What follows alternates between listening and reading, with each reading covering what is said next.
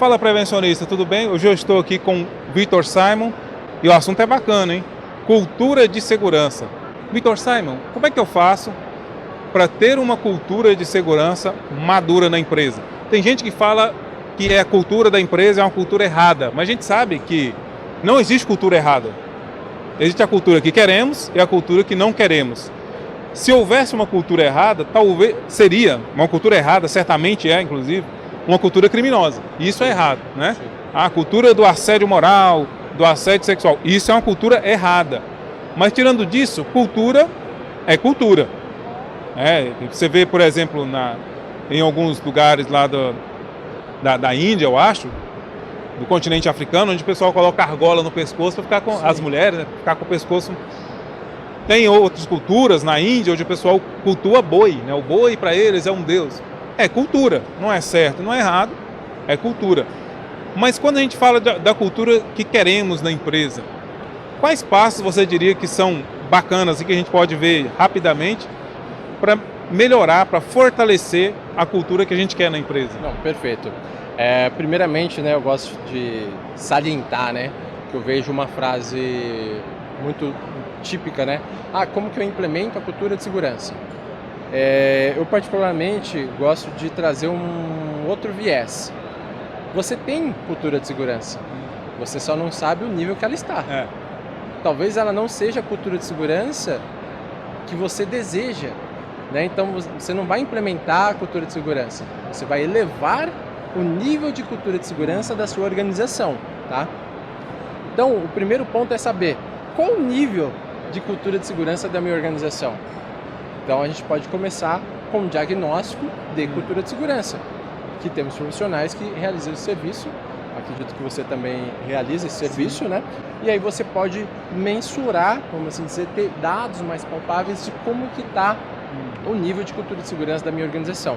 E eu posso utilizar várias ferramentas. Eu posso utilizar a própria Dupont, eu posso utilizar o Hearts and Minds, né? Que vem do Instituto Shell, já uma versão mais de Londres. Tem também dos países nórdicos, também tem. Tem várias maneiras de você saber o nível de cultura de segurança que você está, ok? Se o técnico de segurança é o técnico de uma empresa quebrada ou de uma empresa que ainda não quer investir nisso, o que você acha que ele poderia assim, observar itens básicos, feijão com arroz ali, para assim, pelo menos minimamente ele entender o que fazer primeiro? Tá, eu acho que por mais que ele não vá contratar uma consultoria, aí é a minha visão. Ele tem que ir atrás de conteúdo, ele no mínimo tem que conhecer, por exemplo, os 23 dimensões do Hearts and Minds. E ele, sim, ele pode também fazer a pontuação dele. O que são as 23 dimensões? As 23 dimensões, ela analisa qual é o nível da liderança na organização, qual é o nível do SESMIT, o nível técnico do SESMIT. A empresa faz benchmark, qual que é o nível de preparação e resposta à emergência da empresa. Então, você tem 23 dimensões. Ele pega essas 23 dimensões e ele pode fazer aí um score dele, o que ele acha, qual que é o nível que a empresa dele está com relação a cada dimensão. Com base nisso, eu acho que já é um bom norte. Obviamente, estou falando algo bem rústico, né? O mundo ideal é a gente fazer conforme a metodologia, né? Conforme uma metodologia do bom, Hearts and Minds, esse é o mundo ideal. Mas para um cara que não está numa organização que vai investir, porque é um investimento alto, né? Ele pode fazer isso, né? Então então eu estou nesse nível. O pessoal está num nível que eu tenho que chegar perto para ele colocar um protetor. Ou ele está num nível que mesmo com a minha presença, ele não vai colocar o protetor auricular. E aí com isso ele consegue saber o nível de cultura de segurança que ele está, né? Se não me falha a memória, quando a gente fala do Hearts and Minds, a gente tem o nível patológico, reativo, calculativo, né? Proativo e o generativo ou sustentável, né? Vamos assim dizer. E aí ele começa aí a trabalhar. Feito o diagnóstico, ele vai ter um monte de informação, né? E com essas informações ele vai ter que, obviamente, apresentar e alinhar com a diretoria ou com o dono da organização qual que vai ser a estratégia, o que ele vai focar naquele ano para elevar o nível de cultura de segurança aí ao longo dos próximos 3, 5 anos, né? É um roadmap, eu gosto de falar, uma visão de futuro, não vai ser para amanhã, tá? Bacana. Se a gente for dar um passo ainda mais atrás, Se a gente for olhar, por exemplo, o estudo do Edgar Schein, existem outros elementos também mais abertos que talvez não ajudem tanto, mas se você trabalhar eles, ainda assim você vai conseguir tirar alguma coisa. Por exemplo, o Edgar Schein ele fala que a empresa, né, para moldar a cultura organizacional delas, tem valores, artefatos, crenças e heróis. Também pode ser por onde começar. O que é os heróis, né? O que a empresa valoriza? Aí você pode trazer isso para a segurança, né, Simon? Claro. Em termos de segurança, o que a empresa valoriza? O que ela está valorizando é o que ela realmente deveria estar valorizando? Aí você volta para os artefatos. O que é o artefato? Ferramenta, mobiliário, pintura, estrutura. Isso está condizente com a cultura de segurança que a empresa deseja? De repente a empresa quer uma cultura de segurança de alto nível, mas o piso é todo esburacado, o ambiente não é cuidado, vai ser difícil. Então, os valores, né, as crenças da organização, o que a liderança da empresa principalmente pensa a respeito da segurança? Isso é importante, né, Com Simon? com certeza. A liderança ela pensa que a cultura de segurança é inatingível, ela pensa que é um mal necessário, ela pensa que cultura de segurança é o que o SESBIT faz, né? E não é o que todo mundo faz. Então, olhando para esses itens, né? Esses itens bem básicos, valores, artefatos, crenças, heróis, né? Você já tem um desenho mínimo. A gente não passou pelos heróis. Heróis também é um item interessante. Heróis é o seguinte: o que a empresa valoriza em termos de comportamento? Por exemplo, tem empresa quando ela para fazer aquela parada de manutenção, né? Que às vezes aproveita feriado, ela fala: a gente só tem 3 dias para fazer a manutenção do maquinário todo, do parque fabril todo. É comum, infelizmente, que vira uma loucura nesse período. Com certeza. Né? O pessoal começa a trabalhar. E tem empresa que ela valoriza aquele trabalhador que trabalhou 3 dias, eu disse 3 dias, sem dormir.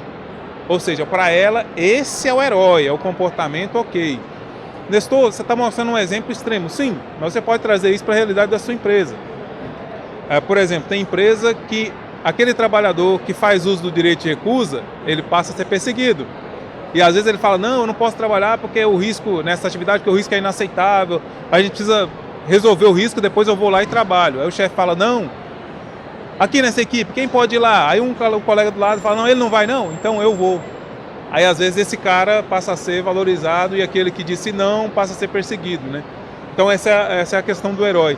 Então, dando um passo mais atrás nisso que o Simon trouxe, que são os 23 elementos que são importantíssimos, se a empresa não tem dinheiro agora, se você não tem caixa para isso, se você não tem conhecimento, enquanto você busca os 23 elementos Resemites que são importantes, você pode cuidar desses 4 elementos, que já vai de alguma forma também, né, Simon? Assim, a nível bem básico, ajudar a melhorar a cultura, né, Simon? Não, com certeza, né? E aí, vou utilizar o exemplo que você deu aí do herói, né?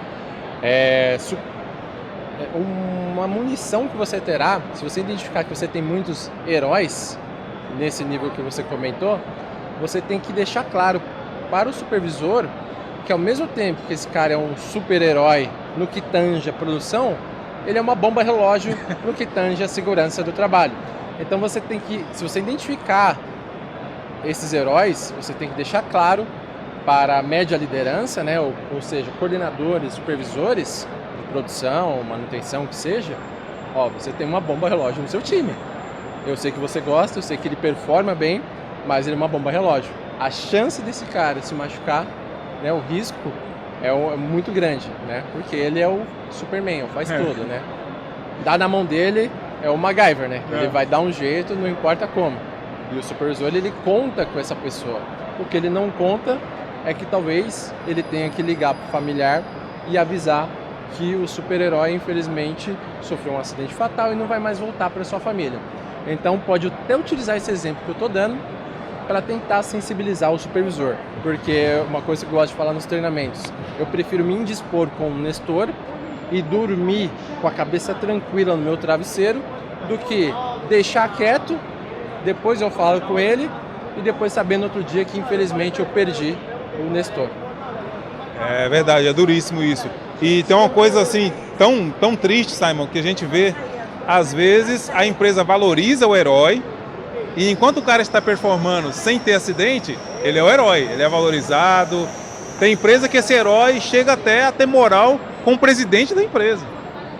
Mas aí, se esse cara sofre um acidente, aí ele passa a ser o cara que cometeu um ato inseguro e pode ser perseguido. Por exemplo, no Sul, aconteceu um exemplo que ilustra bem isso. Um trabalhador lá, trabalhando no frigorífico, ele, por ser o cara que desossava, lá cortava com mais rapidez, ele performava tão bem que ele ganhou prêmios lá naquela unidade. E chegou ao ponto até dele conhecer o presidente da organização, uma multinacional. Caramba. Então o cara era super valorizado, etc, etc. Um belo dia, esse cara corta o tendão do próprio pé. E aí, foram fazer a análise do acidente, o que eles descobriram? Que esse cara, ele cortou o tendão do próprio pé, porque na verdade ele levava a faca para molar em casa. Ele não acreditava que a molagem da empresa era o suficiente. Então a faca dele era a que mais cortava. Nossa. Só que para isso ele quebrava, olha que coisa, Simon, ele quebrava uma regra da empresa, levava a faca para casa. E por isso que ele performava tão bem. Por isso que era ele a melhor faca bem. de todas. Era a melhor faca de todas. E aí o time de segurança ficou maluco, falou, e agora, o que a gente faz? Se a gente punir ele, a gente vai estar punindo um cara que até pouco tempo tinha acesso ao presidente da organização. Sim. Se a gente deixa ele impune, talvez a gente está dando um exemplo para os outros de que é ok levar a faca para casa. Mandando um sinal claro para todo mundo que a segurança não é importante, que a produção é mais importante nesse sentido, né? E é muito difícil. Dilema, né? Como é que eles resolveram esse dilema em Finnesto? Essa empresa em questão, o que eles fez? Eles melhoraram bastante a amolagem de faca deles na organização e eles permitiram que qualquer trabalhador amolasse a sua própria faca. Então, levar a faca para casa não pode. Mas você pode trazer a peça que você gosta de amolar a sua faca e você mesmo pode fazer a amolação da sua própria faca.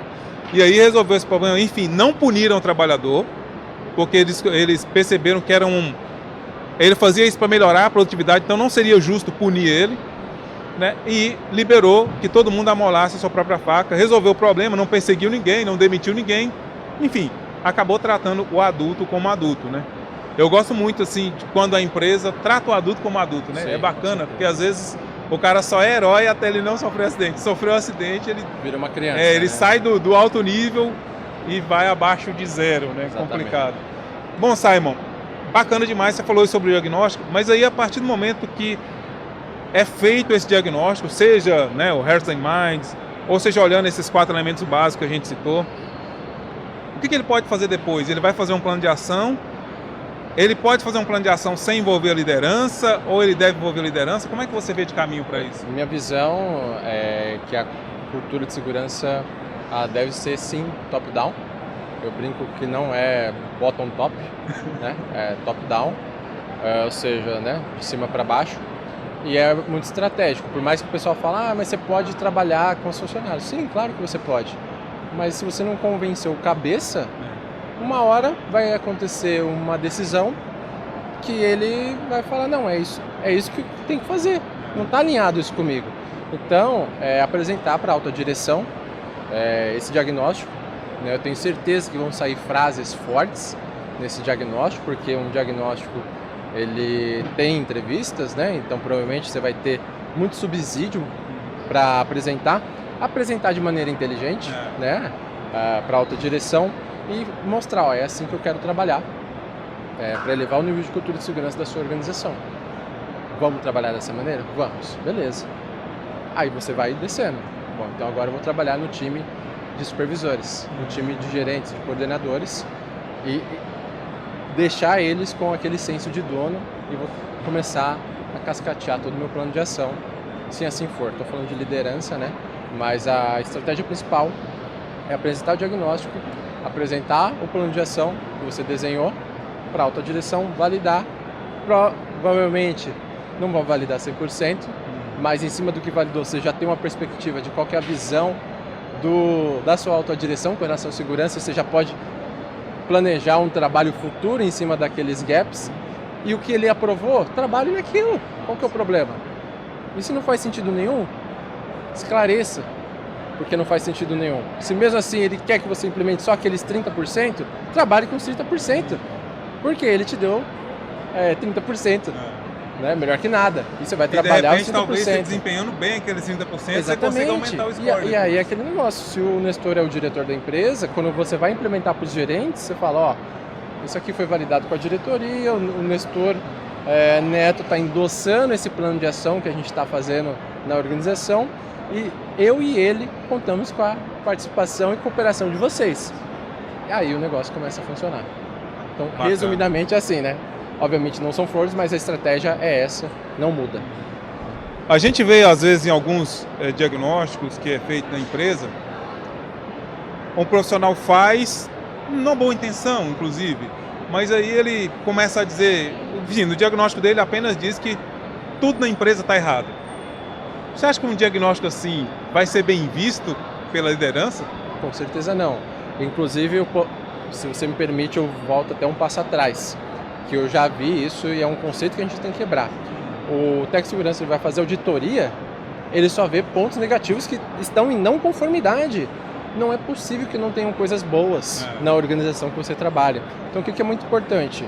Você vai fazer uma inspeção na ferramentaria, você fala, depois apresenta, eu achei 10 não conformidades, mas eu vi coisas muito positivas na sua área, Nestor. Isso aqui, esse controle que você faz é muito bacana, essa sinalização está muito legal. E aí sim, mas eu encontrei essas oportunidades de melhoria. E aí você mostra as 10 oportunidades de melhoria que você apresentou, levantou. Então acho que é muito importante você também ter essa ótica para o bem, né? Não só não compliance, que depois de um tempo o TST ele fica condicionado a só achar não conformidades, né? E esquece das coisas boas que já tem. E o que já tem e é bom e funciona, vamos melhorar. Bacana, bacana. Eu acho importante mais isso, né? Valorizar. Na sua forma de trabalhar, você acredita que é melhor colocar as coisas boas no início, depois, ou você prefere ser aquele profissional que mostra uma coisa boa, uma ruim, uma boa, uma ruim? Qual que é o seu estilo? Normalmente a gente coloca as boas primeiros e depois a negativa, né? Mas eu acho que faz muito do amadurecimento da organização, né? Onde eu trabalho, o pessoal recebe muito bem críticas e vem como oportunidade de melhoria, não vem como um problema que eu tenho com o Nestor, né? Eles não, o Vitor veio aqui, ele enxergou várias oportunidades de melhoria, eu gosto de falar oportunidade de melhoria, né? Ao invés de não conformidades, e vamos trabalhar. Então, eles pedem que a gente esteja, inclusive, próximo da operação, porque é mais um olho para eles. Então, graças a Deus eu tenho uma oportunidade boa de estar numa empresa boa, que a visão dos gerentes é bom esse cara levantar essas coisas para mim, porque eu não vou ser pego de surpresa. Bacana. Maravilha. Bom, a gente bateu aqui um papo com o Vitor Simon, né? A gente já fez até a hora do cascalho dele, a gente vai colocar aqui agora. Quer deixar mais alguma dica final sobre cultura de segurança para a galera? Sim, busque informação, né? Cada dia mais a gente tem informação no Google, né? Nas redes sociais, no canal do Nestor, eu também tenho algumas questões de cultura de segurança, e busque também bibliografias internacionais, né? Já é uma oportunidade de você aí ir treinando o seu inglês, né? E aí já pulo para a carreira, não tem como, eu acabo falando de carreira. Eu só estou na posição que eu estou hoje graças ao inglês. Então eu estou numa empresa multinacional, né? 95% da minha carreira foi em multinacionais. Graças ao inglês, ele me colocou em posições diferenciadas, e é muito importante o profissional ter acesso ao inglês, não somente por carreira, mas também por conhecimento, porque você acaba bebendo água limpa, né? Então você pega conteúdos lá de fora, não fica esperando ter uma tradução para você ter acesso a isso. Então, são duas dicas aí que eu queria deixar. Maravilha. Bom, é isso aí, galera. Então agora nós vamos para a hora do cascalho e ele vai terminar com outro fundo aqui. Vai mudar tudo agora, você vai ver aí. Nós estamos fazendo as coisas com elas acontecendo, como diria o Cosmo Palácio.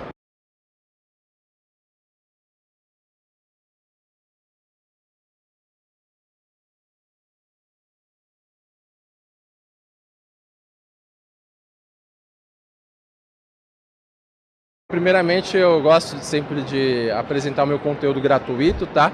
Então eu tenho um e-book, né, como alavancar sua carreira na área de segurança do trabalho, que é gratuito. Vou deixar o link aqui também para o pessoal baixar gratuitamente. Tem uma planilha de gestão SST, tá? Que também é gratuita. E aí eu aproveito a oportunidade. Tem gente vendendo essa planilha, tá? Ela é gratuita, tá? A minha planilha é gratuita. Você pode ter acesso a essa planilha. Vou deixar o link aqui na descrição. E eu também desenvolvi o curso Acelerador de Carreira e um curso Master Safety Culture, que é de cultura de segurança, tá?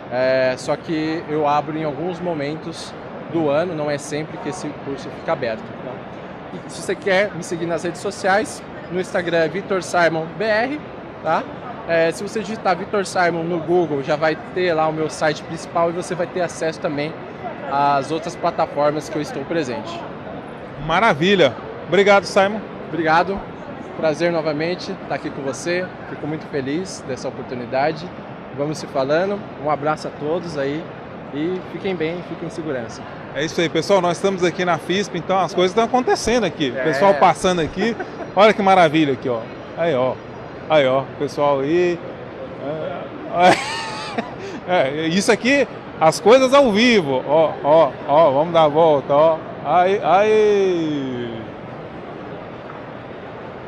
Ó, vamos terminar com eles aqui. Dá tchau aí, pessoal. É isso aí. Falou.